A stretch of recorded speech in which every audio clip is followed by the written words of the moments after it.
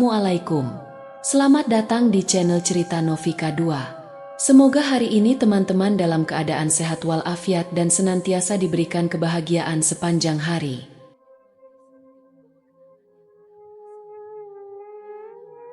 Di sebuah jalan kecil di daerah Solo, berdiri sebuah bangunan tua yang penuh lumut, dihiasi ilalang liar, dan tertutup rapat oleh papan-papan kayu yang hampir lapuk. Di atas pintu utamanya, meski tulisannya mulai pudar, masih terpampang nama Klinik Melati Ibu Anak. Bangunan itu tampak seperti raksasa tua yang terlupakan, menyeramkan bahkan di siang hari. Namun, lebih dari sekadar penampilannya, bangunan itu menyimpan misteri yang membuat warga sekitar enggan mendekatinya, apalagi setelah matahari terbenam. Setiap malam Jumat Kliwon, suasana di sekitar Klinik Melati berubah mencekam. Beberapa warga yang tinggal di dekat lokasi kerap melaporkan mendengar suara tangisan bayi. Bukan hanya sekali, melainkan berulang-ulang hingga pagi tiba. Tangisan itu terdengar begitu jelas, seolah-olah ada banyak bayi menangis dalam kesakitan, meski bangunan itu sudah lama kosong. Bagi warga RT 06, Klinik Melati bukan hanya sekadar bangunan terbengkalai. Itu adalah tempat penuh trauma. Sudah lebih dari 20 tahun, tak ada seorang pun yang berani masuk, apalagi mencoba menghancurkannya. Pernah suatu kali, seorang pengusaha lokal yang membeli lahan tersebut membawa alat berat untuk meratakan bangunan. Namun, alat berat itu mendadak mogok tanpa sebab, dan operatornya ditemukan kejang-kejang sambil menyebut nama seorang bayi. Dila, tolong, Dila kebakaran. Sejak saat itu, niat untuk merubuhkan klinik itu pun ditinggalkan. Sebelum peristiwa tragis yang mengubahnya menjadi tempat angker, Klinik Melati adalah rumah sakit bersalin favorit di Solo. Klinik itu murah, bersih, dan diasuh oleh Bidan Marni, seorang wanita parubaya yang dikenal tegas, profesional, tapi juga penuh kasih sayang.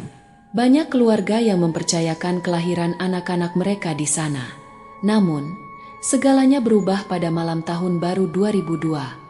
Pada pukul 23.48 malam itu, kebakaran besar melanda Klinik Melati, tepatnya di ruang bersalin. Api menyebar begitu cepat seolah-olah muncul dari bawah lantai, membakar segalanya dalam hitungan menit. 5 pasien yang sedang menjalani persalinan dan 2 bayi dinyatakan tewas. Namun, yang lebih menyeramkan, 1 bayi yang seharusnya berada di inkubator hilang tanpa jejak. Ibu Marni, bidan yang malam itu sedang bertugas, juga lenyap. Hingga kini, tubuhnya tidak pernah ditemukan. Pak Minto, satpam yang berjaga pada malam itu, menjadi saksi terakhir sebelum api menghanguskan klinik. Dalam kesaksiannya, ia menceritakan bahwa sebelum kebakaran terjadi, ia mendengar suara bayi menangis serempak dari ruang inkubator, tetapi tidak ada suara keluar. Lalu terdengar jeritan panjang dari ruang bersalin. "Tolong, jangan bakar kami. Kami belum lahir semua." Jeritan itu menghantuinya hingga hari tuanya. Setelah kebakaran itu, beberapa pengembang mencoba membangun ulang klinik tersebut, tetapi semua upaya gagal. Bahkan warga lokal yang nekat mencoba merubuhkan bangunan itu selalu menghadapi hal-hal ganjil. Ada yang jatuh dari atap tanpa sebab, ada yang tiba-tiba sakit, dan ada pula yang mengalami mimpi buruk berturut-turut. Salah satu mimpi yang paling sering dialami adalah mereka berada di ruang bersalin, mendengar suara bayi menangis, sementara api mulai menjalar dari lantai. Namun, bukan hanya kejadian-kejadian fisik yang membuat Klinik Melati begitu menyeramkan. Beberapa paranormal yang diundang untuk membersihkan bangunan itu melaporkan hal serupa. Di dinding ruang bersalin, ada tulisan yang diukir dengan darah yang telah mengering. Tulisan itu berbunyi, "Bidan belum selesai. Tolong bantu lahiran kami." Tulisan tersebut masih ada hingga kini, menjadi bukti terakhir dari misteri besar yang menyelimuti Klinik Melati. Dan meskipun dinding tempat tulisan itu berada sudah hangus sebagian, kata-katanya tetap terlihat jelas, seperti tidak terpengaruh oleh waktu atau kerusakan.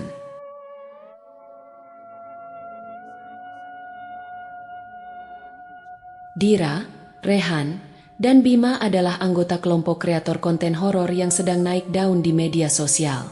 Mereka dikenal karena keberanian mereka mendokumentasikan tempat-tempat angker di berbagai daerah. Kali ini, Target mereka adalah klinik Melati, sebuah lokasi yang sudah lama masuk daftar hitam tempat paling menyeramkan di Solo. Ketiganya tiba di depan klinik Melati menjelang senja. Dira, yang menjadi host dalam dokumenter mereka, membawa buku catatan dan recorder suara, sementara Rehan sebagai kameramen mempersiapkan kamera thermal yang mereka beli khusus untuk proyek ini. Bima, yang bertanggung jawab atas riset, tampak sibuk memeriksa ulang fakta-fakta sejarah klinik Melati yang telah ia kumpulkan. "Sumpah, ini tempat lebih serem dari yang ada di foto," gumam Rehan, sambil menatap bangunan tua itu melalui lensa kameranya.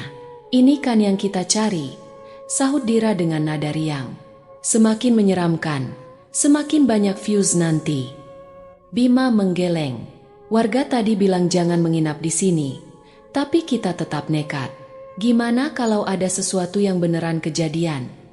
"Apapun yang terjadi, ini untuk konten," ujar Dira, mencoba menyemangati tim. Mereka masuk ke dalam klinik Melati tepat sebelum matahari terbenam. Aroma apek dan hawa dingin menyergap mereka begitu melewati pintu utama. Dinding-dinding hangus dan penuh lumut seolah memeluk mereka dengan kesunyian yang berat. Mereka memulai dengan menjelajahi ruangan-ruangan, merekam setiap sudut bangunan.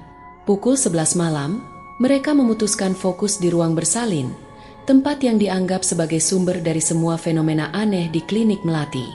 Rehan memasang kamera thermal di sudut ruangan, sementara Dira menyiapkan pertanyaan untuk sesi pancingan arwah. "Kalau ada yang masih berada di sini, tolong beri kami tanda," ujar Dira dengan suara lantang. Ruangan tetap sunyi. Namun, tak lama setelah itu, kamera thermal menangkap sesuatu yang membuat Rehan membeku. "Dira, Bima, lihat ini," seru Rehan dengan nada panik. Di layar kamera thermal, terlihat bayangan tubuh kecil, seperti seorang anak, merayap perlahan di dinding ruang bersalin. Bayangan itu bergerak ke arah tempat tidur bersalin yang sudah berkarat, lalu berhenti tepat di ujung ranjang. "Ya Tuhan, itu apa?" bisik Bima, mundur selangkah dengan wajah pucat. Sebelum mereka sempat bereaksi lebih jauh, suara tangisan bayi tiba-tiba memenuhi ruangan. Tangisan itu terdengar begitu nyata, membuat bulu kuduk mereka meremang. "Ada speaker tersembunyi, kan?" tanya Dira, mencoba tetap rasional. Namun, Rehan menggeleng. "Gak ada, semua alat kita udah dicek. Suara ini, beneran dari sini." Ketegangan semakin memuncak ketika Rehan mendadak terjatuh sambil memegangi perutnya. Ia muntah darah, membuat Dira dan Bima panik. "Rehan, kamu kenapa?" teriak Dira, berusaha menolongnya. Rehan hanya bisa berteriak sambil memegangi perutnya. "Ada yang masuk ke perutku. Tolong!" Dia nyangkut di perut. Dira dan Bima segera membawanya keluar dari ruang bersalin. Namun, kejadian aneh belum berhenti. Kamera thermal yang ditinggalkan di ruangan tiba-tiba mati, dan semua rekaman mereka hingga saat itu berubah menjadi layar hitam. Keesokan harinya, mereka memeriksa ulang semua file video dan audio. Dari semua rekaman yang diambil, hanya satu file yang tersisa. Itu adalah rekaman terakhir sebelum kamera thermal mati. File tersebut berdurasi sekitar 1 menit, namun hanya menampilkan layar hitam. Di dalamnya terdengar suara perempuan berkata lirih, "Bidan belum selesai bantu kami keluar. Kami masih di sini." Kalimat itu diucapkan dengan nada pilu, tapi penuh dendam. Rekaman itu menjadi satu-satunya bukti dari malam menyeramkan yang mereka alami. Ketiganya memutuskan meninggalkan klinik Melati tanpa menyelesaikan proyek mereka. Namun, mereka sadar, pengalaman malam itu akan terus menghantui mereka, terutama Rehan, yang mulai merasakan sakit aneh di perutnya setiap malam sejak kejadian itu. Malam di klinik Melati bukan hanya sekadar petualangan horor. Itu adalah peringatan bahwa beberapa misteri lebih baik dibiarkan tak tersentuh.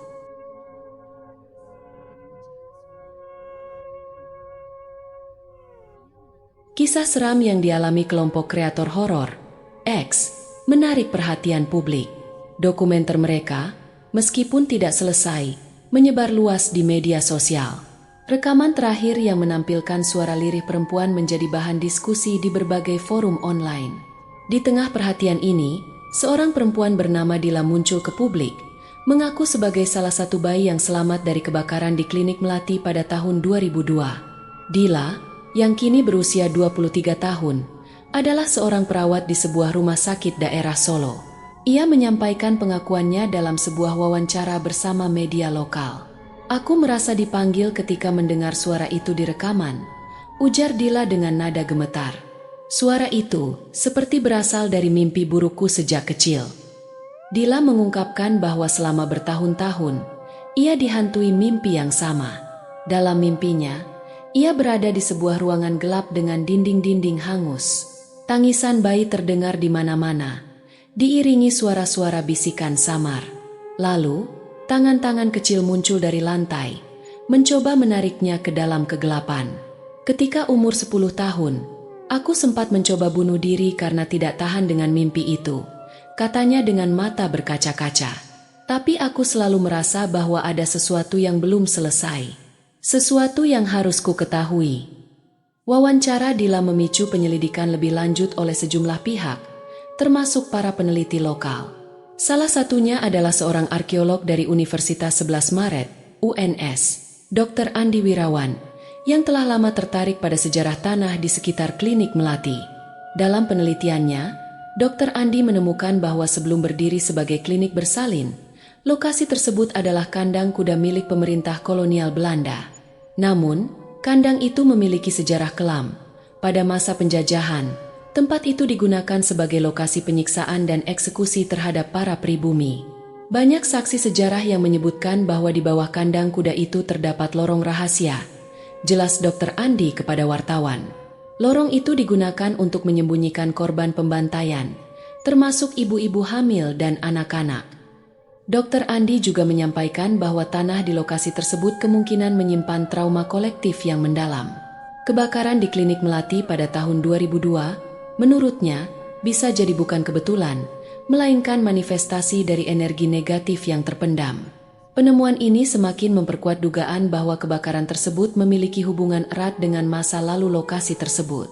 Penyelidikan lebih lanjut mengungkap bahwa ruang bersalin di klinik Melati berdiri tepat di atas titik eksekusi utama yang digunakan selama masa kolonial. Bukti ini diperoleh dari peta-peta lama dan pengakuan warga yang keluarganya menjadi saksi sejarah. Dila, yang merasa terhubung dengan misteri ini, memutuskan untuk menemui Dr. Andi. Bersama-sama, mereka mencoba menyusun potongan-potongan teka-teki yang tersebar. "Saya yakin ada alasan mengapa saya selamat dari kebakaran itu," ujar Dila kepada Dr. Andi. "Dan saya ingin mengetahui apa yang sebenarnya terjadi." Namun, langkah mereka tidak mudah. Setiap kali mendekati kebenaran, Dila mengalami gangguan aneh. Perutnya sering terasa nyeri tanpa sebab, dan pada beberapa malam, ia melihat bayangan kecil bergerak di sudut kamarnya. Dr. Andi mencoba menenangkan Dila, namun ia juga tidak bisa mengabaikan fakta bahwa ada sesuatu yang tidak biasa dengan kasus ini. "Kita sedang berhadapan dengan luka masa lalu yang belum sembuh," kata Dr. Andi. "Dan luka ini mungkin membutuhkan lebih dari sekadar penjelasan sejarah untuk bisa selesai." Petunjuk demi petunjuk mulai mengarah pada satu kesimpulan. Kebakaran di klinik Melati bukanlah peristiwa biasa. Itu adalah ledakan emosi dan energi dari trauma kolektif yang terkubur di tanah tersebut. Namun, siapa sebenarnya yang bertanggung jawab atas semua ini? Apakah Ibu Marni, bidan yang menghilang tanpa jejak, memiliki peran dalam tragedi tersebut? Ataukah ada kekuatan lain yang lebih besar dan lebih mengerikan di balik semua ini? Dila dan Dr. Andi memutuskan untuk kembali ke klinik Melati untuk mencari jawaban. Namun, mereka sadar bahwa langkah ini berisiko. Tidak hanya nyawa mereka yang mungkin terancam, tetapi juga kewarasan mereka. Dengan keberanian yang tersisa, mereka bersiap menghadapi apapun yang menanti di balik dinding-dinding hangus klinik Melati. Mereka tahu bahwa untuk menghentikan tangisan yang tidak pernah berhenti, mereka harus menuntaskan apa yang telah dimulai lebih dari 2 dekade lalu.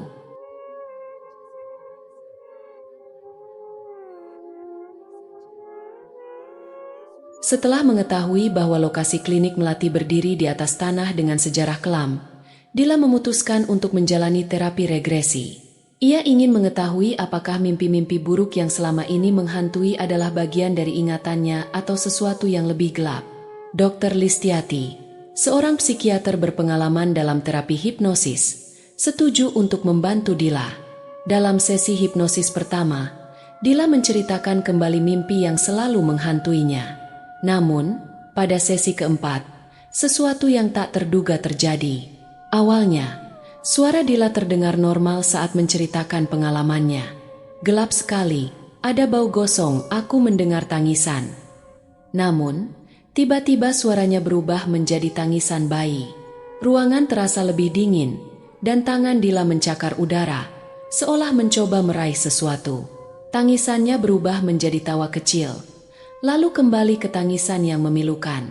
Aku seharusnya lahir, tapi api membakar tubuhku. Aku terjebak, aku dingin. Dr. Listiati mencoba menenangkan Dila, namun tangannya mulai menggigil saat mendengar deskripsi mengerikan itu. Ibu bidan pergi, aku sendirian. Saat sesi selesai, Dila pingsan. Namun, rekaman audio sesi itu menyimpan bukti nyata bahwa ada sesuatu yang lebih dari sekadar trauma psikologis. Pasca sesi hipnosis tersebut, Dila mulai mengalami kejadian yang sulit dijelaskan. Perutnya membesar setiap malam, seolah-olah ia sedang hamil. Namun, saat pagi tiba, perutnya kembali normal tanpa bekas apapun. Di kamarnya, bayangan anak kecil sering terlihat dalam pantulan cermin, meskipun tidak ada siapapun di sana. Pada suatu malam, Dila terbangun karena mendengar suara langkah kaki kecil yang mendekat ke tempat tidurnya. Ia menyalakan lampu, namun tidak menemukan apa-apa, kecuali bercak tangan bayi di dinding kamar kosnya. Perasaan takut bercampur frustrasi membuat Dila hampir menyerah. Ia mulai merasa bahwa dirinya adalah media bagi sesuatu yang tak kasat mata. Aku merasa mereka mencoba menjadikanku ibu mereka, ujar Dila kepada Dr. Listiati dalam sesi konsultasi berikutnya. Dr. Listiati mulai menggali literatur tentang fenomena yang dialami Dila. Dalam jurnal-jurnal psikologi dan mistisisme, ia menemukan istilah janin yang terperangkap dimensi. Ini adalah konsep yang sangat jarang dibahas, kata dokter Listiati dalam diskusi dengan Dila dan Dr. Andi. Energi kehamilan yang tidak pernah selesai menciptakan semacam kesadaran tersendiri. Dalam kasus seperti ini, trauma yang sangat kuat, terutama kematian ibu dan bayi secara bersamaan, bisa memunculkan energi itu kembali, mencari tubuh ibu pengganti untuk menyelesaikan proses kelahiran yang tertunda. Penjelasan ini mengguncang Dila. Ia merasa bahwa tubuhnya sedang dipakai oleh arwah-arwah bayi yang tewas dalam kebakaran di klinik Melati. Namun, ia tidak tahu bagaimana menghentikannya. Dr. Andi, yang mengikuti perkembangan ini, menyarankan untuk mencari petunjuk di tempat kejadian, meskipun ia sadar bahwa kembali ke klinik Melati adalah tindakan berbahaya. Keadaan semakin memburuk. Dila merasa tubuhnya tidak lagi sepenuhnya miliknya. Setiap malam, ia bermimpi sedang melahirkan di ruang bersalin yang hangus, dengan api yang menjilat lantai.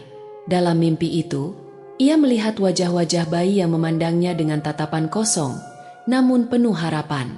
Kami hanya ingin lahir. Suara dalam mimpinya berbisik. Di dunia nyata, tubuh Dila semakin lemah. Ia mulai kehilangan berat badan meski merasa perutnya membesar di malam hari. Dalam satu kejadian, ia menemukan bercak darah berbentuk jejak tangan kecil di spray tempat tidurnya. Dr. Listiati mencoba memberikan terapi tambahan, namun setiap sesi justru memperburuk keadaan. Dila merasa seolah ada banyak suara di kepalanya yang berbicara bersamaan, memintanya menyelesaikan sesuatu yang ia sendiri tidak mengerti. Aku takut kalau ini terus terjadi, aku akan benar-benar kehilangan diriku, ujar Dila dalam tangis kepada Dr. Andi. Dr. Andi dan Dr. Listiati tahu bahwa mereka harus bertindak cepat. Dengan bantuan beberapa paranormal yang mengerti tentang energi trauma, mereka merencanakan sebuah ritual pemulihan. Namun, ritual ini membutuhkan Dila untuk kembali ke klinik Melati, tempat semua ini bermula. Meskipun diliputi ketakutan, Dila setuju. Ia tahu bahwa ini adalah satu-satunya cara untuk menghentikan teror yang dialaminya. Dengan persiapan matang, mereka bersiap memasuki klinik Melati untuk menghadapi apapun yang menanti di sana. Namun, Mereka tahu bahwa arwah-arwah yang terperangkap di tempat itu tidak akan membiarkan mereka pergi begitu saja tanpa menyelesaikan tugas yang telah tertunda selama lebih dari 2 dekade. Di balik dinding-dinding hangus klinik Melati, rahasia terbesar menunggu untuk diungkapkan. Apakah Dila akan mampu mengakhiri siklus teror ini, atau justru menjadi korban berikutnya? Hanya waktu yang akan menjawab.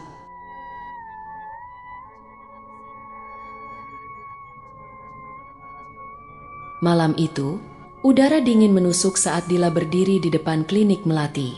Bangunan yang telah ditinggalkan itu tampak lebih menyeramkan dari sebelumnya, dengan lumut dan ilalang yang hampir menelan seluruh struktur. Bersama kelompok X dan Dr. Listiati, Dila membawa perlengkapan untuk ritual tahlilan. "Ini mungkin terakhir kalinya aku berada di sini," bisik Dila pada dirinya sendiri, mencoba menenangkan kegelisahannya. Rehan dan Bima membawa kamera dan perlengkapan dokumentasi, meski keduanya tampak cemas setelah kejadian traumatis di kunjungan mereka sebelumnya. Dr. Listiati memimpin doa sebelum mereka memasuki bangunan tersebut, berharap energi positif dapat melindungi mereka dari apapun yang menunggu di dalam. Ritual dimulai di ruang utama. Mereka menyalakan lilin dan menggelar tikar untuk membaca doa-doa. Suara Dila bergetar saat ia membaca tahlil. Namun perlahan ia merasa lebih tenang. Namun, ketenangan itu tidak bertahan lama. Saat mereka mulai membaca doa-doa terakhir, suara tangisan bayi terdengar lagi. Kali ini, lebih keras dan lebih nyata. Suara itu seperti datang dari segala arah, membuat semua orang di ruangan itu merinding. Rehan mencoba merekam, namun kameranya kembali mati tanpa alasan.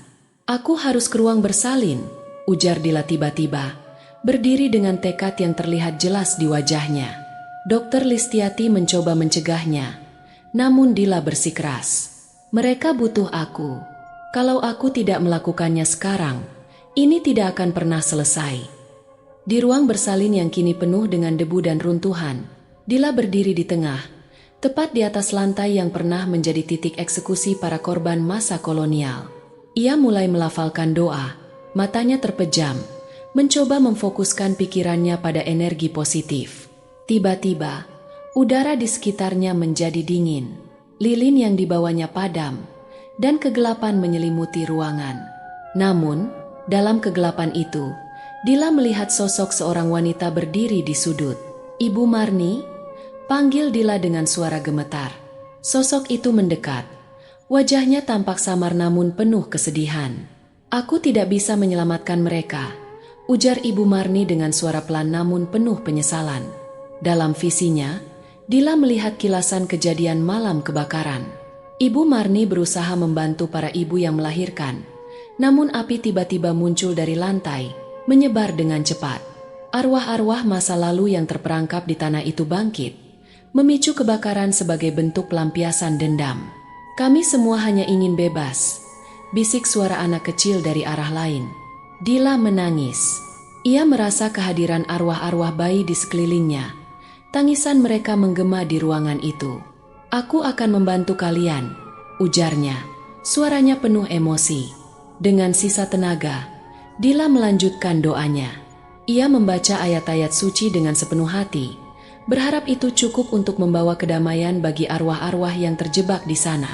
Saat doa terakhir selesai, sebuah suara gemuruh terdengar. Lantai di bawah Dila mulai retak, dan runtuhan kecil jatuh dari langit-langit. Kelompok X yang berada di ruang utama mendengar suara itu dan berlari menuju ruang bersalin. Namun, ketika mereka sampai, ruangan itu sudah kosong. Dila menghilang, bersama dengan sosok Ibu Marni dan semua suara tangisan bayi. Keesokan harinya, warga setempat melaporkan bahwa klinik Melati akhirnya runtuh sepenuhnya. Tidak ada yang tahu apa yang sebenarnya terjadi di malam itu. Kelompok X hanya memiliki rekaman audio dari doa-doa yang dibacakan Dila, serta suara gemuruh sebelum semuanya berakhir. Namun, meski bangunan itu telah rata dengan tanah, warga masih melaporkan mendengar tangisan bayi dari arah bekas klinik Melati setiap malam Jumat Kliwon. Beberapa hari kemudian, salah satu pekerja konstruksi yang meratakan sisa-sisa bangunan menemukan sebuah buku catatan di bawah reruntuhan. Itu adalah buku milik Ibu Marni, yang halaman terakhirnya berisi tulisan yang tampak terburu-buru.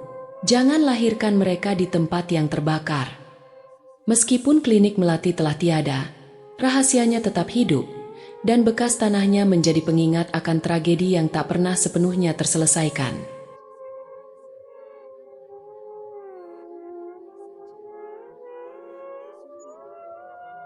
Demikian cerita hari ini. Semoga teman-teman dapat terhibur dan dapat mengambil hikmah kebaikan isi di dalamnya. Jangan lupa juga bagikan cerita ini kepada teman-teman yang lain agar mereka juga bisa mendapatkan hiburan yang sama. Mohon maaf apabila ada kesalahan kata dan ucapan kami dalam membacakan cerita ini. Terima kasih dan wassalamualaikum.